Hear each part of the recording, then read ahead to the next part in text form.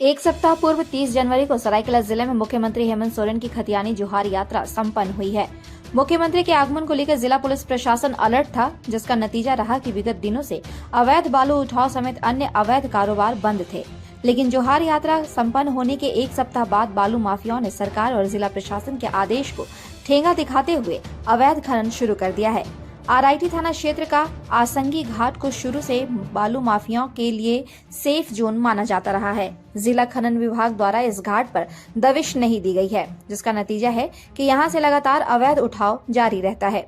बताया जाता है कि क्षेत्र के अन्य नदी तटों से आंशिक तौर पर बालू उठाव होता है, लेकिन आसंगी बालू घाट से प्रतिदिन 20 से भी अधिक ट्रैक्टर देर रात से अहले सुबह तक जमकर बालू उठाव करते हैं।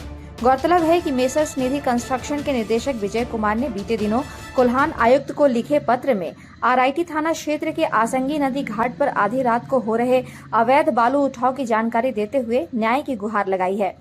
विजय ने पत्र में आयुक्त को बताया है कि जिला खनन विभाग से आसंगी घाट में बालू की बंदोबस्ती उनको मिली है, जिसको लेकर पर्यावरणीय स्वीकृति मिलने की प्रक्रिया चल रही है।